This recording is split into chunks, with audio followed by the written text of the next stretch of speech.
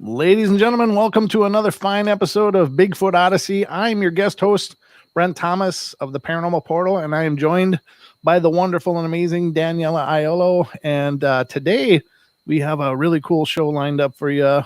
Just a quick reminder, keep it all nice and civil in the chat.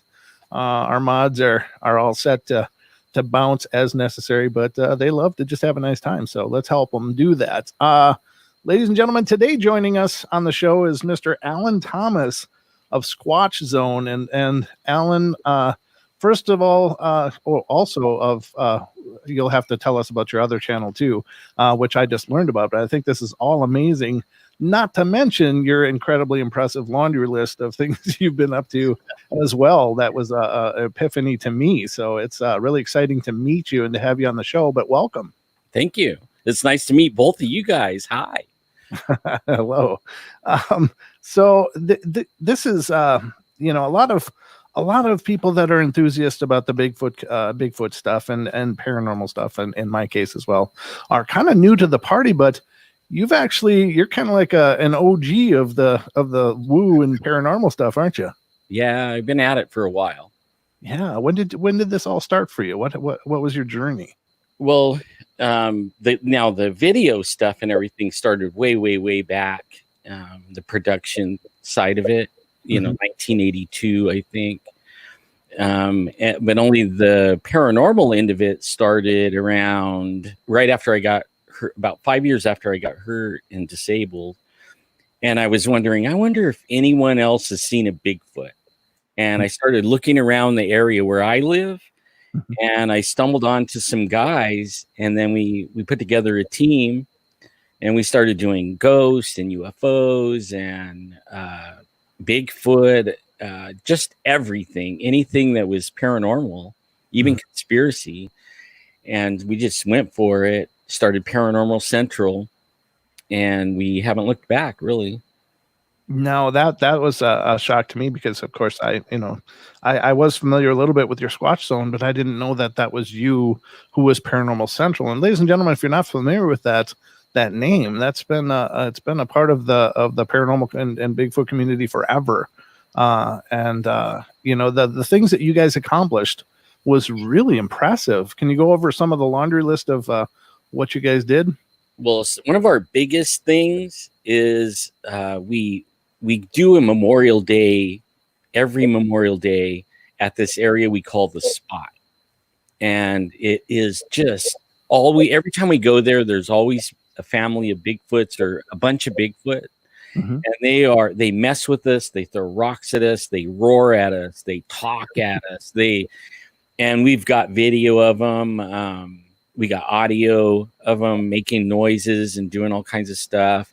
But one time we got snowed in and we started panicking because one truck was with all our food and everything in it couldn't move. And then the Jeep that we brought, it broke down. Oh, no. So then we all had to pile in this one pickup truck and just put in whatever we could and get out of there.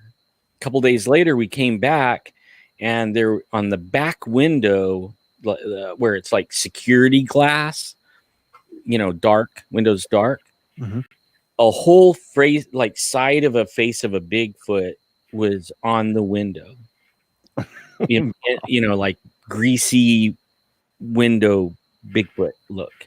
And on the front window where there wasn't security glass or safety glass or whatever you call it, where you can see in, all you could see was the nose and the lips, and there was some snot running down from the nose. And the lips were 9 inches wide, and the nose was like 5-6 inches wide. Wow. And now I figured out the reason that there was a whole side of a face and part of the shoulder and chest on the back window is they don't know to go like this. Sure. Yeah. So, they had to press his whole face up there and get his eye up to the window to look in. And I think there was two of them, and they were both looking at the same time. There was thumbprints where it put knuckles up against the window, and people probably seen that on Finding Bigfoot and also Monsters and Mysteries. We did with that. No. But we have on our team a 17-year veteran CSI guy for the police department, and he collects all our evidence. So that way we don't get into it at all. That way they can't say, oh, you faked that, or, you know, you contaminated it or anything like that, because we have somebody that does that. Right. And it came out to be mostly human, with about 3% of they don't know. That is amazing. Now I've seen that episode. that's what's cool, is to have a chance to talk to you firsthand, because of Monsters and Mysteries, and I remember them showing that photo of that face print and how absolutely incredible that was, and it was like, wow, it could, because it gives a lot of the rest of us an opportunity to understand, because people say what they look like, people describe what they look like, and there are some talented artists out there doing it, but to see that impression, it was just like, oh my God, that's what it would be like to be staring in the face, you know? Well, they kind of messed with it on, you know, they turned it sideways. Yeah, I saw that. Yeah. But really, if you look at it, like pause it before they turn it sideways, you actually see the brow ridge, and then there's a space where the eye would be. You see the cheek and the mustache on it, and then you can actually see the chest and shoulder ball on it. But once it goes sideways, it's hard to tell what it is, because then they superimpose something what they think it looked like, you know. And right. I always wondered what, you know, who came up with that, you know, like the Bigfoot goes over there and then goes sideways, or, you know, whatever, you know, and then looks in there and puts his print, and then they have to turn it sideways back to make it right, you know. I don't know. Well, maybe they do that as more of a suspenseful reveal. Like, you can't quite make it out until they shift it, and oh, there it is. But no, I got to ask you, because you have the unique perspective of having had your story both portrayed and to tell your story. Now, how much of what was portrayed on that show is accurate? How much of it would be embellishment and you know, what have you? That it was pretty accurate, except for turning the face. And then they, what they did was, and I had no idea they were doing this either. I actually told 3 stories, and they put 3 stories and they kind of mashed them all together, or really they mashed 2 stories together. And then they had, I can't remember her name, but she did the Bigfoot Wars part. And I had no idea she knew about the Bigfoot Wars. And they asked me about it, and I told exactly the same story she told. And then later on, we met, because I found her. I'm like, hey, how did you know about the Bigfoot Wars? You know, I worked for Indian Gaming for years. It took me years to get that out of the natives, you know, like about that story about the war. And then there she was telling the story, and I was sitting there, and I was glad, you know, it was like, wow, somebody else knows that besides me. That is amazing. But basically they took my sighting, where I'm aiming the rifle at the Bigfoot, my very first sighting, and then they kind of mixed that into the window. Oh, okay. Gotcha. Yeah. Right. I should have said initially that we were supposed to have Richie on, and he couldn't make it on, but now he's made it, and so we've got Richie has joined us. How are you doing? Can you hear us okay? Yes, ma'am. Can you hear me? I can hear you. Yeah, you can obviously hear us. Yes, ma'am. How are you guys today? Oh, we're good. Thanks for joining us as well. It's good to see you. Nice seeing you guys too. So Richie, if you could take a moment and just tell us a little bit about what you do and what's your contribution in the community, that'd be great too. My name is Richie. 45. Used to be still working for New York City. Had a calendar in December 28th, 2016. Hunting for hogs and deer in Florida. So, wow. Well, yeah. We should listen. Should we listen to that encounter, and then we can listen to Alan's? I actually dying to listen to this one that you were watching for so long. But Richie, do you want to share with us your encounter? Sure, if you want. It was 2016, December 20th. I was hunting in another spot. the name of the state park is called Chazawiska, off Route 19, Florida. There's a road it's called North Road. Used to be the old way station. You keep going down the road about a mile. It's the swamp. I just bought a brand new truck at the time. It was my first hunting season ever. Went out to the where my buddy told me to go to this where you could see hogs and deer and all. I said, "Oh, great! This is a perfect spot. It's a cutout spot." So I parked my truck nose in. So I was sitting out there by myself. Had my AR-15 and I had a 9mm sight on. I was sitting out there. I heard about 5 minutes. A woodpecker to my left, so about my 9 o'clock. I heard it, so I was like, "Oh, it's 2 or 3 types of woodpeckers that are flowing. You can check it out." So I tried for it. Found it was cool. So, minding my own business. So that's pretty cool. It's like down, being quiet again. About 5 minutes. There's another group of knocks, but it sounded like a person trying to, "Hey, I'm coming out of the woods." That's what I was looking for. I'm really struggling. I'm really struggling with your audio. I'm sorry. I don't know if you've moved a bit or something, but it's not coming through very clear. I'm sorry. Can you hear me now? Seems a little better. Yeah, I mean, if you want to try, but retell a little bit of what you just already covered, because it was very warbly or muffled. Okay. Yeah. I was hunting on Three Bridge Road. It's the name of the road I was actually hunting on. It's off North Road. I saw the woodpecker, parked my truck in the cutout. About 5 minutes after I was there, a woodpecker came around. So I was like, "Oh, this is cool. 2 or 3 types of woodpeckers." And I think it was about a medium size. So I was like, "Oh, that's cool." So I backed down with my gun. I had an AR-15 with a red dot with a 3 power EOTech equipment and a sidearm. So I was sitting in my own business, and I heard about 5 minutes after the woodpecker, there was a knock. Sounded like a person taking wood on wood.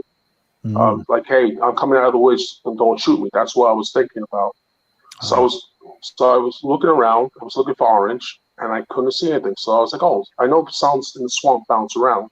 So I looked from my left and worked the way back. So that's what I did, worked the way back. And I didn't see anything. It's like, that's kind of weird. So I sat back down. Now I ain't paying attention. Then everything get back to normal. Sounds back to normal in the woods, in the swamp.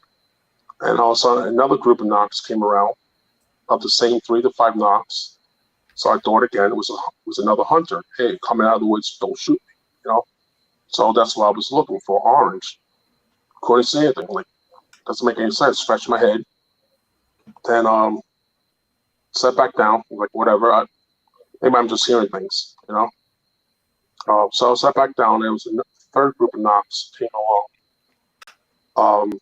That's when somebody's playing around with me, That's what I'm thinking of. So, yeah, your audio. Huh.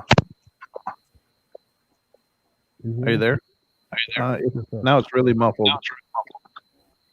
Are you hearing him, Danielle, or is it just me? I can't hear anything now. Okay. Yeah. But we got up to the knocks, and you're looking for the orange, but now I got an echo too. Are you hearing the echo, Danielle? I'm trying to work it out. Huh. Here it is. Very strange. We must have brought some paranormal with us, Daniela. Got the haunted mixer board. Apparently. I could tell you stories, Ellen, of things that have happened during the shows that we do, but it's crazy. EVP's going. Yeah, maybe. Hopefully this gets straightened out, because I definitely want to hear the rest of that story. That's amazing. Yeah. Now the Richie. echo's gone, so I think we might be okay. Richie, Can are you you guys there? hear me now? Yeah. Yeah. There you know. Yes, sir. Can you hear me? Okay. Yep. So after the second group of knocks, there was a third group of knocks. So it's like, okay, so I think somebody's messing with me. So I get up, I put my optic up, and I'm scanning from my left to my far right to my 3 o'clock. Then look behind me at my 6 o'clock. Came back and I was like, I don't understand what the hell is going on. So I was beginning to bug out because like, why is somebody bugging with me? You know. So that's where I was taking it as. So somebody's messing with me. So then I was scanning back to my 3 o'clock. Then I saw something. I'm sitting in the back of my truck. I have a Silverado 3500 HD. So it sits about 4 feet off the ground, 4 or 5 feet, and I'm 6'1". Then I see something to my right, about 35 yards away from me. I'm like, what the hell is that? And I'm looking at it. I bring up my optics, and wherever this thing is, I didn't see a face. That's a fact. I didn't see a face. But wherever this thing was eye level. Like I said, I'm 6'1", and my truck is about 4 feet off the ground. So this thing has got at least, I say, about 7 to 8 foot eye level. Take my head and double the size of that. That's what I saw. But it was like a grayish, very snow looking. I thought maybe it was a bird or whatever, but then what really got me scared is when there's a pine tree at 35 yards away on Three Bridge Road. There's behind that it was palmetto bushes. This palmetto bush was about 12 feet tall. Wherever this thing was, pushed down the whole palmetto bush, and the palmetto bush jumped right back up. I was like, that's impossible. You can't push down a palmetto bush. You need 2 or 3 guys my size or bigger to push down a palmetto bush. That's what scared the crap out of me. Like, this is this is not cool. I wonder what this is. I'm like, now I'm getting a little nervous. That's kind of weird. What that is really scared me. What really scared me was I actually heard running in the swamp. Not like a deer or a hog or a bear or whatever mountain lions in Florida. It was like 2 people. It was like feet running around. Like when you and I were kids, your mom says stay in the water edge, and you jump in the water edge like within 6 feet splashing. That's what I heard running around. And ran to my right, ran to my left. I'm like, wow, it's time to leave. That's what I felt at that moment. Let me go home. Went back got down off my truck. And got, so I got back my truck and left. Then I came back and said, I'm not going to let whoever this thing scares me. So I came back in the same road. Might have went down a quarter mile, then came back to see where this thing was. Richie, we're really losing the audio again. I'm sorry. I don't know what it is.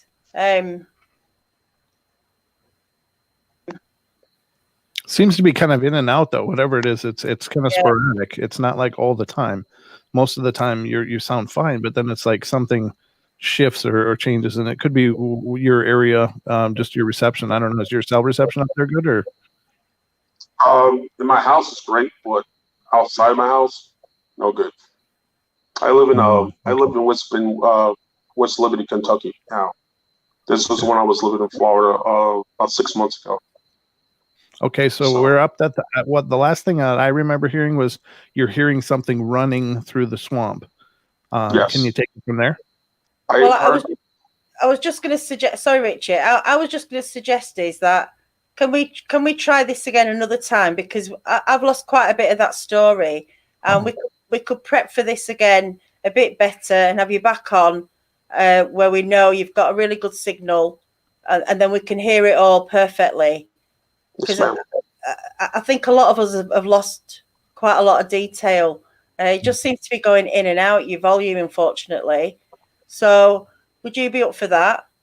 Yes, ma'am. I do appreciate you coming on. It's just unfortunate with the audio's just not coming through clear enough, and it's spoiling your story sounds amazing. It's just it does. It sounds absolutely gripping, and now I'm on a cliffhanger, but I'll be really excited to hear the rest of this because we'll your get story back on as soon as possible. And we'll try. I'll try out the mic with you after the show or later on. Is that okay? Yes, ma'am. Yes, ma'am. Thank you. All right. Thanks very much for coming on, Richie. And I'll talk to you soon. Okay. All right. Talk to you guys later. Take care. Bye bye. All right. Well, that's unfortunate because I'm disappointed that that's not worked out. Great story, huh? Yeah. I just feel if it was going to carry on and he's going to lose the audio again, it'd be great just to have him back on and we can have a really good, clear chat. So, yeah, that's a good call. Good call. Okay. So, Alan, you might be using wireless instead of being directly into a router. Being wired, yeah, that's certainly right. That comes up a lot. Not everyone's got the laptops or the desktops, and sometimes it works fine with the mobiles, but it's never the same twice. So we'll work something out though, and we'll find a spot in his house where it sounds perfect, and we'll do it all again. So we're definitely going to have him back on again. Yeah, that was a good story. Yeah, it was. So Alan, let's listen to your first encounter, which was a long encounter. Yeah. By all accounts. Well, I kind of was like wanting to believe in Bigfoot, and my parents and I was raised. I grew up kind of like in Yosemite and camping, and so we spent a lot of time in the woods, and there was a lot of weirdness, like sometimes I would be so afraid and not know why, and I would run as fast as I could back to the camp. And sometimes there would be I would be fishing the little pools in the pond, and there would be splashes and all kinds of weirdness, and I never knew what it was. I wrote it off as, the rock just fell and rolled down the hill and landed in the creek. I don't know. And then one day, my dad passed away the year before, and he always hunted with his best friend. So we all hunted together. But since my dad wasn't there, I actually took the time to go 2 weeks with his best friend, which was like my second dad anyways. Mm-hmm. I mean, him and my dad taught me everything about tracking and reloading, the whole thing. And I was actually carrying a bear tag, and I had a Weatherby Mark V 300 Magnum that I inherited from my dad, and I was going to get a bear with it. That's what I intended to do. And about the 9th day, we decided we were going to walk into this high, I guess, pristine mountain lake. It was really too early in the season. The deer were not in rut. So they were way up there, and we decided we were going to go after them. And we decided also it was maybe a 30-minute hike, maybe. And we're going to try to get in there right as the sun comes up and find a good place and sit down and just kind of hide and wait for those bucks to move around, Well, we're sitting there, and it's too dark to walk. We don't want to use flashlights and alert the deer or scare them off or in any way. And we're sitting there, and I noticed I could see the sky, the outline of the sky, like a silhouette of the trees and the bushes and the rocks, but I couldn't see the ground around me, but I could see the silhouette of the ridge that we're going to walk over. And I see this bush moving, and I could make out a back and a butt, and it was black, and I'm thinking, oh man, I'm going to get a bear. I got all excited and everything, and I'm telling, my buddy, I'm going to get a bear. I'm going to get a bear. I was so happy. And then all of a sudden, but I'm thinking I should shoot it right now, open the door and shoot it right in the bush because it might go the other way and not come down towards us. So he's telling me, nah, you got to make sure, because what if it's somebody, you don't know what it is. And what if it isn't a bear, and you shoot it and then, you've done something wrong. I'm like, oh man, then all of a sudden it stood up and it was a man. I was like, what the heck, who is that guy, up there? And he didn't have any lights in his hand, no gun. And he looked big, around his shoulders and arms. I mean, it was really big. It looked like in the 80s, they had those big puffy coats. Oh. He had a narrow waist, but man, he was like huge up in the top, and it made it look like he didn't have a neck, kind of. Uh-huh. And I'm like, what is that guy doing? And it looked like he was dressed in black, but I couldn't tell. I'm like, oh man, there goes my bear. I was kind of disappointed, and it starts walking down the hill towards us. And I think, it sees us. And it would take like 5 steps, 6, 8, 10 steps, and then it would stop for 5 to 15 minutes. And I mean, it's just frozen solid. It was like, what is he doing? That is how you stalk something. You take a few steps and then you freeze. When they look at you, or you think they're going to look at you, you freeze and they can't see you. Deer can't see you. So he looks like he's stalking deer, but I don't see nothing out there. And it's starting to get lighter, and we can make out a little more detail on the ground, barely, that this is a bush, this is a rock, stuff like that. And he's coming down, and I would say he was probably about 450 yards to start. And pretty soon, it's getting pretty bright, and he's getting within 100 yards. The sun's about to peek out over the hill. It's already past the time that we were gonna take off walking, but we decided, we're gonna tell this noob hunter, you don't wear black. We're gonna chew him out, man. We're like, don't you come up here wearing black. I almost shot you. That's what I was gonna tell him. You get in that bush wearing black and doing that stupid shit, I'm gonna get you, man. So it gets within 100 yards and then it does the freeze thing again. It's looking off to my left. And he's frozen, and I'm making out that this thing is huge, but all of a sudden the sun peeks over the mountain, and like he's right in the ray of light, like a spotlight. And I could see he has a 15 pack, and his arms are probably 12 inches, from the front to the back, and the biceps. Mm-hmm. And I couldn't stop looking at that. Like the ball of the shoulder looked like a basketball. Dude. Or a little bit bigger. He was freaking massive. And I really didn't make out like the height. Mm-hmm. I was just looking at him like, damn, he's like 6 feet wide. He's cut like Arnold Schwarzenegger. He's black, coal black, like a black lab, shiny black fur. Only thing where there was skin was around his face. It looked like a diving mask shape. Mm-hmm. And he's not looking at us. And I'm now I got this $1,500 scope on this rifle, and I want to look at him. And we left the binoculars in the camper. It's a cab over camper, and it's in the camper. And I'm like, oh man, so I can't get the rifle to fit right. It has an eye relief for a 300 Magnum, and you just can't put your eye in it. So I'm thinking, I told him I'm gonna just open the door and really gently put the rifle between the windshield and the door, and I'm going to look at him. I just want to see his face really good, right? That's all. I just want to see it. And that old Ford, it was a 68 Ford, I pulled the handle and went clunk.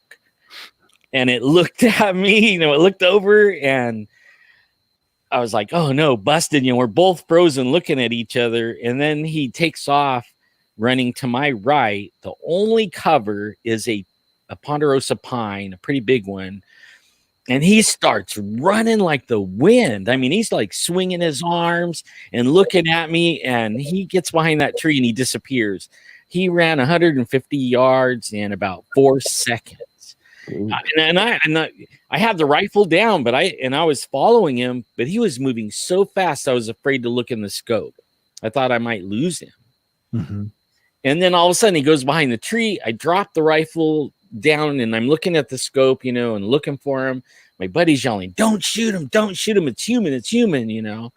I'm like, I'm not going to shoot him. I'm yelling at him. He's yelling at me. We're freaking out. Yeah. And it never came out. And I'm looking up in the tree and around the tree, and my knees I want to fall down. The knees are just jelly. My eyes are watering. My hair is like sticking straight out. My skin's crawling all over. I mean, it freaked me out bad. So I tell him, I'm going to go track it. He's like, "Don't shoot it." I'm not going to shoot it. And in my mind, after he was yelling, "Don't shoot it," I'm thinking, yeah, I thought about shooting it actually and taking a shot at it without the scope, so I could drop it before it went behind anything, and see, and I get a good look at it. Right. And then the thought occurred to me, what if there's more than one and your attention's on this one, and you're not paying attention around you, and they're going to come up and pop your head off. I mean, that thing had big, massive arms. I mean, if there's another one like it, I don't want to take the risk. So I didn't. Well, I got over, I decided I'm going to start where he started his run. And I got over there, man, big, huge tracks, 17, 18, 19 inches, maybe 20. I mean, they were massive, wide, really wide. Yeah. And then I started looking for the track where he took off running, and I'm looking about 6 feet. And there's nothing, I keep looking and looking. And then way over there, like 12, 15, about 15 feet, there's a track, and I like walk over to it and I'm looking for the other track. That can't be the stretch. It just can't be. And I get to the next track, and I'm looking behind, like, where's the other one? There should be one in between those, because that's too far. Yeah. I start looking ahead of me, I'm looking and looking, and there's no track. And then another 15 feet, there's a track. I'm like, what?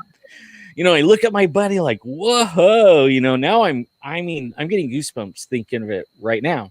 Yeah. And I track it all the way to the tree, all of the 15 foot spread. It gets to the tree, and I see where it went sideways and slid in behind the tree. Pushed up a bunch of pine needles and decomposed gravel and everything. And then it went straight away from us. Using the tree. Ah, smart. Yeah, and I hadn't put this all together yet. I'm looking at the track, and he's starting up the hill he just walked down. And I can see where he grabs the ground with his toes, and he like threw dirt back. And now they're like 9 foot apart. I'm thinking, man, what in the world is, like, holy cow, I mean, that's all I could think about. Yeah. Like, where is he? He could reach out and grab me. I am looking everywhere. And he goes into these thick brush we call buck brush. And I stop right there. I'm thinking, no way am I going to go in there. He will grab me, and I'm not going in there. And so I decide to look back at my buddy at the truck, and I look back, and all I can see is the pine tree. I'm like, oh my, that's when it dawned on me, he knew. I've hunted deer all my life, all kinds of bear, deer, everything. Nothing knows that. They'll run behind the tree, and then they'll peek at you, and then they'll continue running, I mean, they don't know that.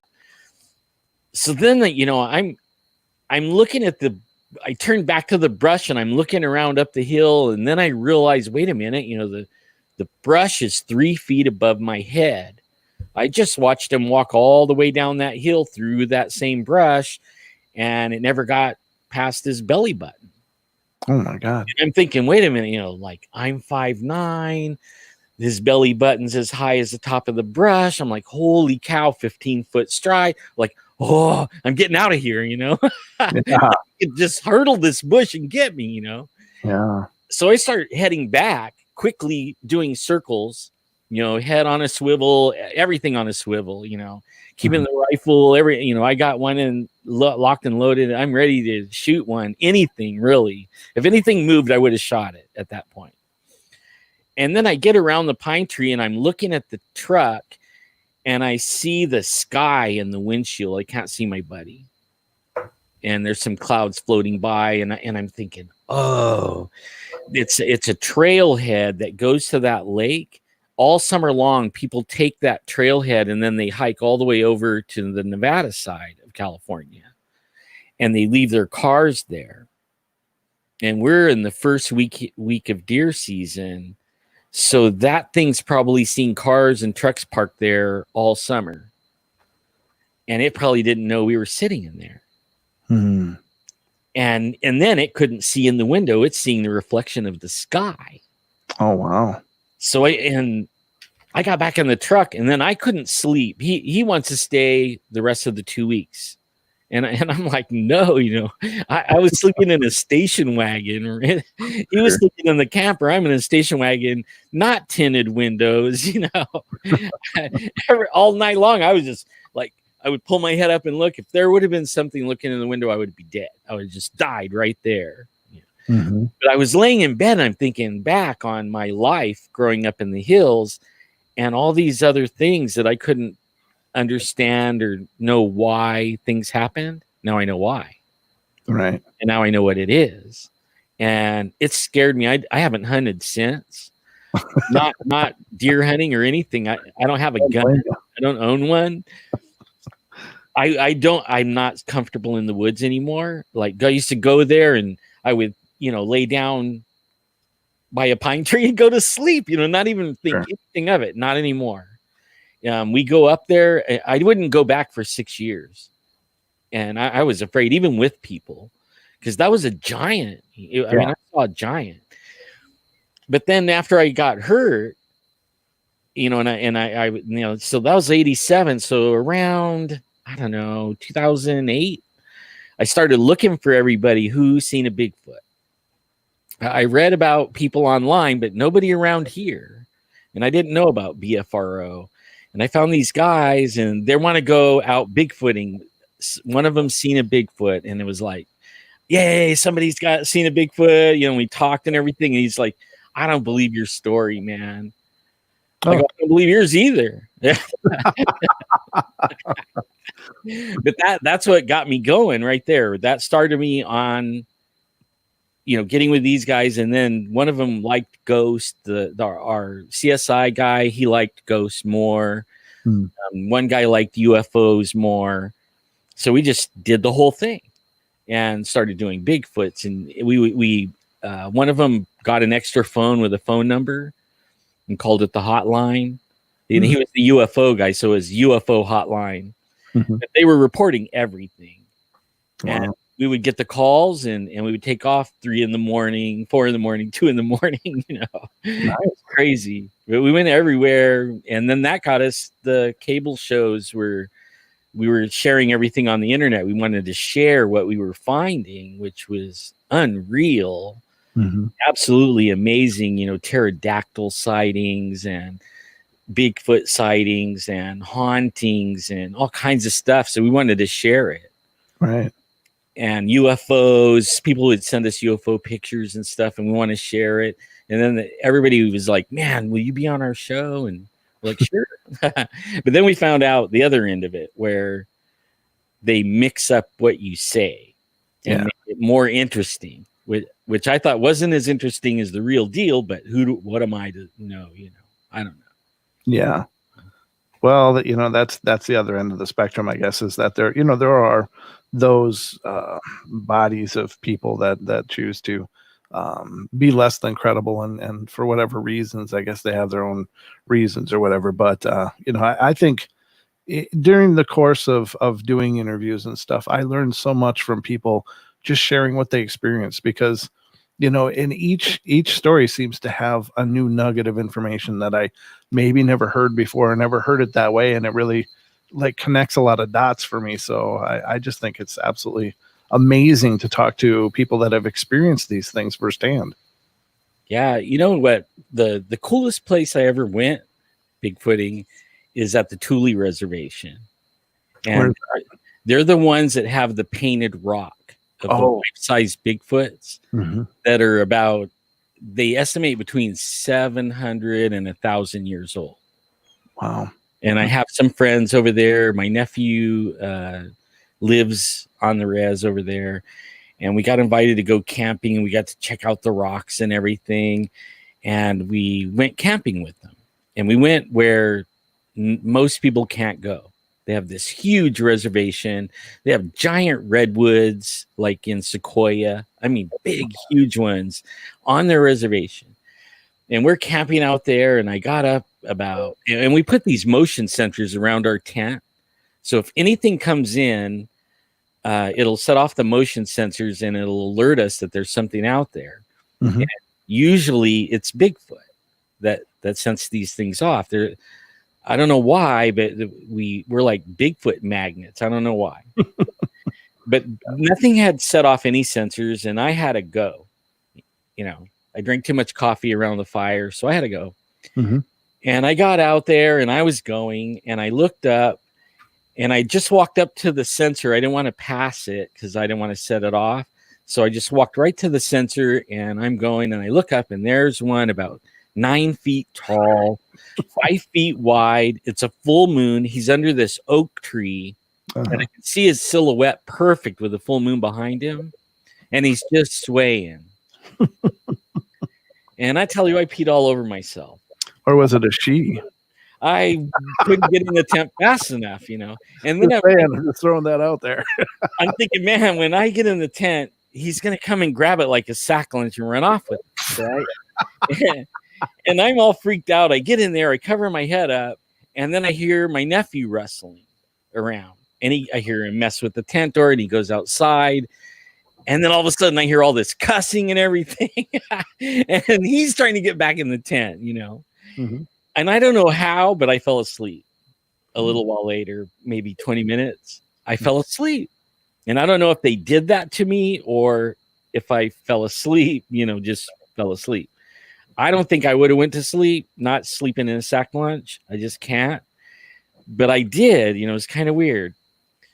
And then we got up in the morning and I'm like, hey, Joe, so what did you see out there? He goes, oh my God. He started cussing again. He says, this monster, he was standing there swaying like this, only like 6 feet in front of me. I'm like, yeah, you saw what I saw. Oh man. Yeah. Oh man. Really, really a trip. And I have on my, I went camping there since, and I have some audio recordings of them yelling and screaming at us for like 3 hours. We got invited by some other tribal members. They were intrigued. They didn't know the Bigfoots were there. And we came out with that story, and then Joe's telling everybody what he saw. And then they're like, man, you need to come back, So we went back, and we just knocked on a tree like Bobo, boom, boom, boom. And they went off, and they were yelling all around us. There's probably like 5 of them yelling. And the girl's kid, he was 12 years old. He was crying. He wanted to go home. They were all freaking out. They're like, oh my God, I never heard that. I'm 48 years old, live here all my life. I never heard that in my life. So they were freaking out. And we went back. We've gone back a bunch of times, and it's always fun. It's my favorite place to go, really, to camp. So it seems that, throughout history, you brought up the First Nations, and what seems really curious to me and really interesting. And I wonder wherever this went sideways, but there are, of course, stories and references in First Nations histories and legends of having relationships with these beings, and not always terrible. I'm not talking about the horrible relationships. I'm talking about there are references apparently to trade being conducted between these two peoples, and I find that so interesting. But I have to wonder, what happened to that relationship, or what dynamic changed, or was it just the introduction of Europeans to the continent that really changed that whole dynamic? Do you have any thoughts on things like that, the historical precedents and things? Yeah, it's just like their language, their culture changed, and it was from the Spaniards and then the white people coming in, and it changed their culture. Yeah, but only now the medicine men would still fast for 7 days and stuff, and still talk to them.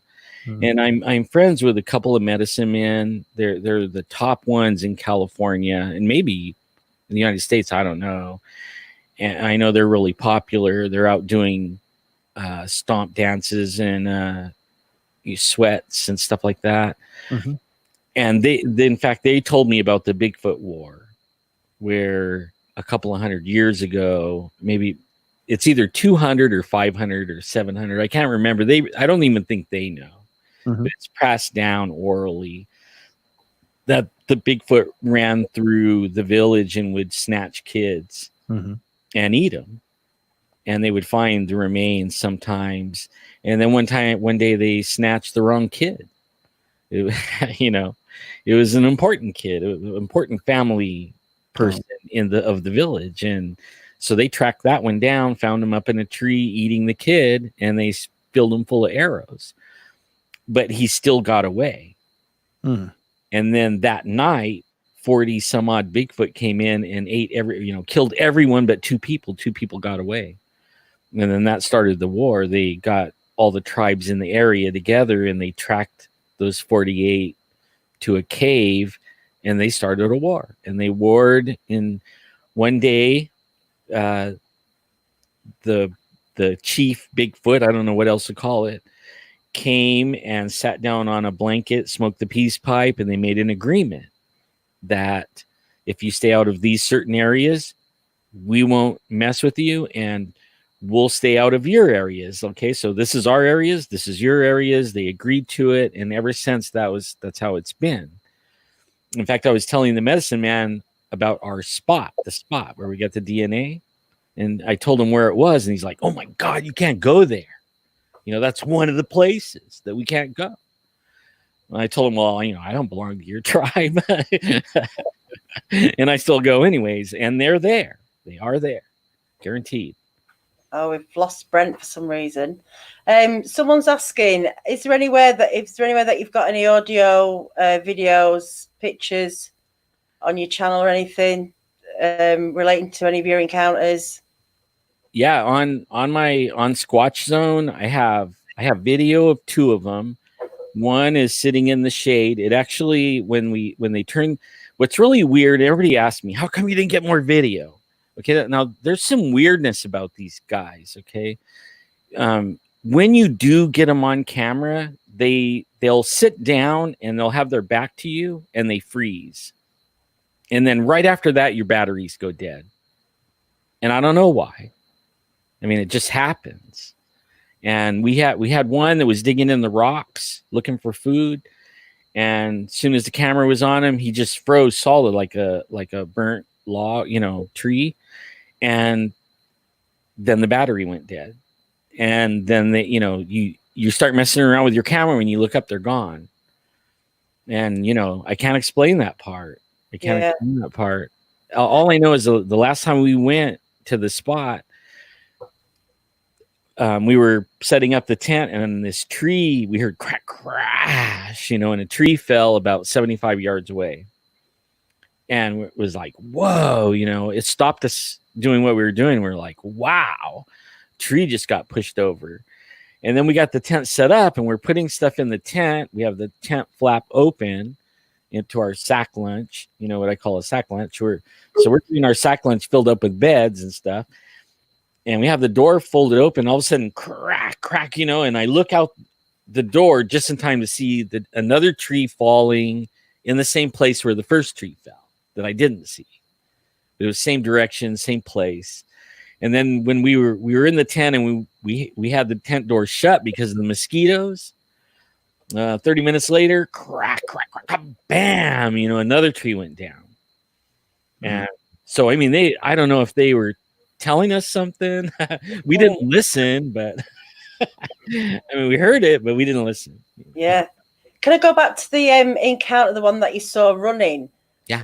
What can you describe about that running? Was there anything different, or like people say the gliding, or? Yeah. Okay, that was something. Okay, first, it seemed like it was over exaggerating the arm swing. You know what I mean? It was like really pumping its arms more than, he wasn't just going like this. He was going, reaching, like stretching the arms both ways, right? Forward and back. I mean, really stretching. And then that seemed weird to me, but then his head didn't bounce. It looked like he was gliding like a ninja. In fact, from that day of how he disappeared behind the tree and the way he moved, I call them forest ninjas from then on. Because that's how it was to me. It looked like a ninja the way it was. Even the thing around its eyes, you know, it was a ninja, you know, that's what I saw. Yeah. So how are they landing and then jumping off the feet without moving their heads up and down? That's just like either something in the hip. Well, I think it's the knee moves or just from the knees. Yeah. They're always bent. Like it looked like his knees were bent, and he would.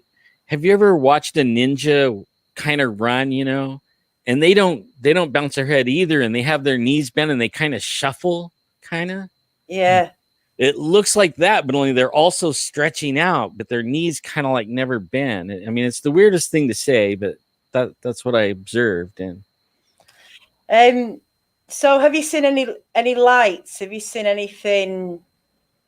A couple of times connected to Bigfoot that you think's connected to Bigfoot, maybe. I haven't seen any orbs around the Bigfoot, but I have seen the orbs, but I never seen them together. Even though I've taken reports of them together, I never saw them together. I did have a weird thing in Oregon. I lived in Oregon when Mount St. Helens blew up. Me and my wife moved up there to hang out with her parents. And we went on a deer hunt. And this is before I saw Bigfoot, 82 or 81 or something like that. Right before Mount St. Helens blew up. And we went camping. We set our tents up 1, 2, 3. And that night, the night before, and then that night, there was activity all around Klamath Falls. The power was shutting off, and they were saying it was a UFO. I didn't see a UFO, but while we were eating dinner in the restaurant, it went off. The power went off like 7 times, and we listened to the radio on the way back to the house, and they were saying it was a UFO. Well, we set up our camp. And we all go to bed, and I wake up, I don't know what time it was, probably 2 or 3 in the morning. It was a half moon. It was kind of cloudy and misty a little bit on the top of the mountain, but I could still see stars and stuff. But it was misty a little bit where it was kind of getting me wet a little, And I'm laying there looking at the stars. I'm thinking, man, this is gorgeous, really pretty. And I'm thinking that, and then all of a sudden I realized, like, wait a minute, I was in a tent. Like, where'd the tent go? I started looking around, and the tent floor was there, but the tent was gone. The rest of the tent. Wow. And I woke my wife up. I'm like, hey, wait. I wake her up, and I'm like, the tent is gone. I'm going off, telling her all this stuff. She's like, oh man, that is so gorgeous. I go, yeah, but we were in a tent, remember? She's like, but only look how beautiful it is. I go, like, we were in a tent, remember? We were in a tent. And then she's like, oh my God. Yeah. So we crawled in the parents' tent and slept. The next morning, we did a push where me and the father-in-law went and sat in a tree stand. And then everyone was going to spread out around the side of the hill and push the deer to us. And we were going to do that every day or twice a day, once in the morning, once in the night, until everybody got a deer. Well, nothing came by. And because we were the first ones out, once they went by, we went ahead and head back to camp. We're the first ones back. And the mother-in-law, when we get there, she's throwing everything in the car, and we're leaving, And I'm like hungry. I'm like, where's breakfast? She's like, we're leaving. But why? She goes, you don't need to know why. And finally, the husband gets it out of her that she saw a Bigfoot, like close, like eye to eye almost. Mm-hmm. And she's leaving, And then I never saw a Bigfoot. I don't know if he had or not, but we started making jokes, making fun of her. We were making fun of her, and she is not having it, man. She was pretty mad at us for like making fun of her. Mm-hmm. And then all of a sudden, here comes his brother with his 2 kids, and he walks into camp and he just starts throwing stuff in his truck. And we're like, hey, what's up? What's wrong? You know? And he's not saying nothing like, what did you see, a Bigfoot? We start messing with him, you know? And he turns and he starts cussing. He's like, no, I saw a UFO. Like, what? A UFO? Because, yeah, you know, I was the top of the hill, and I went around the side of the hill because I'm standing there looking over Klamath Lake, and this UFO goes right over me, making no noise, and it's following the tree line about down, and then it stops halfway and starts coming back. He's like, it's coming after me, you know, freaked his kids out. You know, they all ran back and we all left. We didn't stay. So, and I was glad anyways, because I didn't have a tent. Did you ever figure out what happened to the rest of your tent? No, we looked all over the place for the tent and couldn't find it at all. No ropes, no tent, no anything, no poles. It was like, we don't know what happened. Wow. It's crazy. That's weird.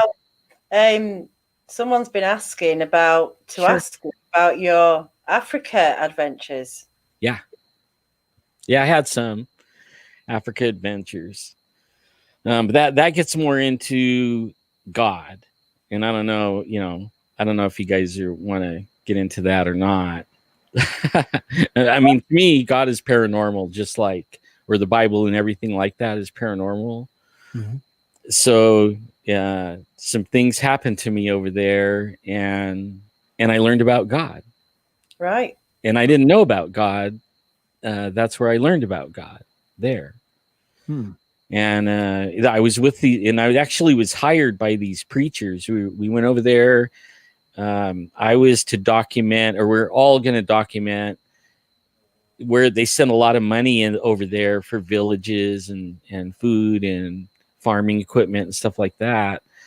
And we're going over there to see how the money was spent, how much actually made it, what are they doing with it, you know? And that's what my job was, to document it with the camera, just follow them around and, you know, document it. But only we got in there and some other things happened. I mean, we did that too, but some other things happened, and it was weird, you know. Mm-hmm. And it's long. I rather like not get into it with you guys tonight, you know. Maybe we'll do another show. Yeah, it sounds like a show by itself. Yeah, it is. Yeah. Yeah, we'll do that another time then. So let's what do you think then Bigfoot is? I mean, it's everybody seems to want to ask that question, and I know nobody's got the answer, but where do you feel it lies? Is it flesh and blood? Is it got a bit of woo? Is it on the Bigfoot? Yeah. Now, when I first started this, I thought it was flesh and blood. And one of our guys that we have on our team that came in, I don't know, maybe the second time out, he was on Monster Quest, and he lived in our area. Now he's in Washington because he's consumed by it, you know. Mm-hmm. But only a Bigfoot stepped out and glowed its eyes at him in the day, 6 feet away from him. Ooh. And I mean, it wasn't glowing red, but then it glowed red. It turned it on and then turned it off. And it actually was holding his attention while 2 more escaped. And he could see him out of the corner of his eye leaving, but he didn't want to take his eyes off the one that was standing in front of him.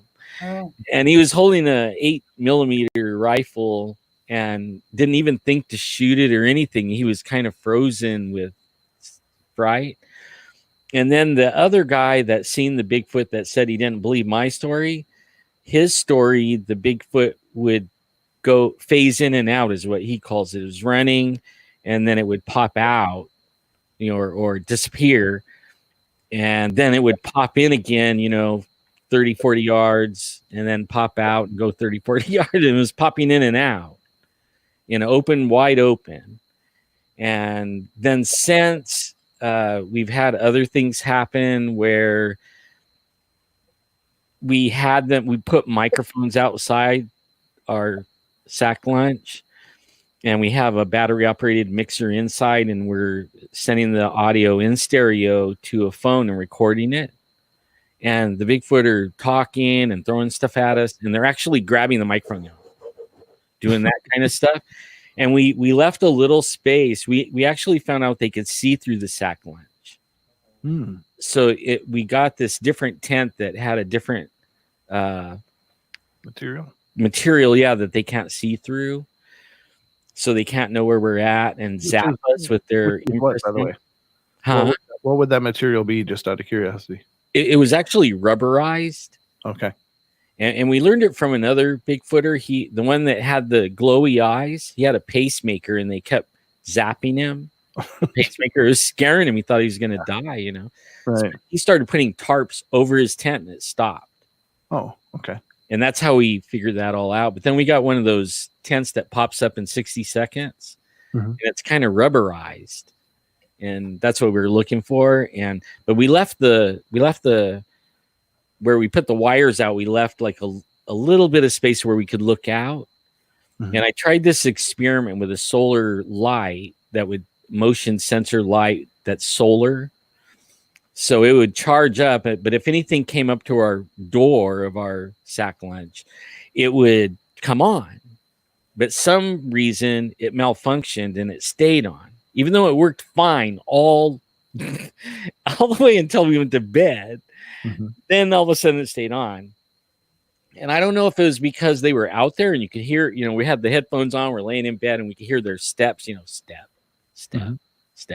step on the tarp, mess around with things on the table, touch the microphone, you know, and finally my buddy that's with me, he gets up and looks out that little thing. I can still hear him right there. He can't see him. And so the more we go about this, the more we don't know. And I'm not sure now. I'm starting to think they might be Nephilim or something like that. You know, I don't know if they're good or bad or naughty or nice or whatever. I don't know. Have you had any mind speak, anything like that? Yes. And actually had a conversation with them, and that I was told to ask permission to go Bigfooting. And then I didn't believe in that, you know, and I just said, hey, we have permission. And they're like, not with your words, with your mind, say it. And I did, and then I got an answer. And that's when I started thinking that's when it really started. I started thinking there was Nephilim, they're Nephilim, because I wasn't in the mountains, I was at home. Oh, wow. And then we started having things happen around the homes, you know, in the city. After like my buddy, something happened to his wife and she got really deathly sick and was throwing up, and we immediately took her home, and she was weird things happened at their house after that. And I mean, we saw the Bigfoot, or actually he saw it run away, and all he could see was the head and shoulders, and it wasn't bouncing, it was just gliding. But it snapped a big old branch off of a tree, or actually twisted it off, but it made a snap sound, kind of. And then after that, I guess for 3 days, they were having like paranormal stuff happening after that to her. And so I don't know, you know, like where she sat, 1 million flies the next day were in her spot and where she sits in the house. Oh, wow. And they don't know. And she was sick too. They never had flies in their house. I mean, you know, a fly or two, but never like a swarm of flies around her. That's and yeah, it is. It really is. And there's been some other stuff too. And I don't know now. You know, I don't know. I know Ron Moorhead. I've interviewed him 3 times. He's the quantum Bigfoot guy, you know, and we've sat at his house and talked, you know, about this quantum thing, because I guess we were telling him about it, you know, and we interviewed him at his house, and we sat there all day and just talk about this quantum or interdimensionality stuff. You know, well, many people you could talk about, but he will talk about it. Yeah, well, we've got Ron on tomorrow night, so we're going to be covering all that. Cool. Yeah, so it continues. But look, we are coming up to the end of the hour, and we definitely have to get you back on, because we are, again, just scratching the surface of the kind of experiences and stuff to discuss, because it's just never ending, the questions. Yeah. Coming. Yeah, And, keep me on till 3 a.m, you know? Yeah. we'll do it for next time, definitely. So thank you for coming on. Thank you, Brent, for co-hosting tonight, and possibly you'll be with me tomorrow night if Kerry can't make it. I hope he can make it tomorrow. And everyone go to the Paranormal Portal in an hour's time and check out their channel. Brent, do you want to say anything about your channel? Oh yeah, it's just our forum for all things paranormal. We cover it all, from the Bigfoot to the cryptids to the ghosts to the supernatural and unusual. So if you got a taste for the paranormal, come check us out. I will. Brilliant. So thanks everyone for coming tonight. Thank you, Alan. Thank you, Brent. Thank you all, and everybody take care. Thank you for having me again. It's always a pleasure to be here with you, Daniela. I just love working with you, and Carrie as well. So yes. I'm available when you need me. And it was great meeting you, Alan. Thank you. Yes, sir. It was great meeting you too. We'll be in touch. Daniela. Thank you. Great. Good night, everyone. Night, everyone.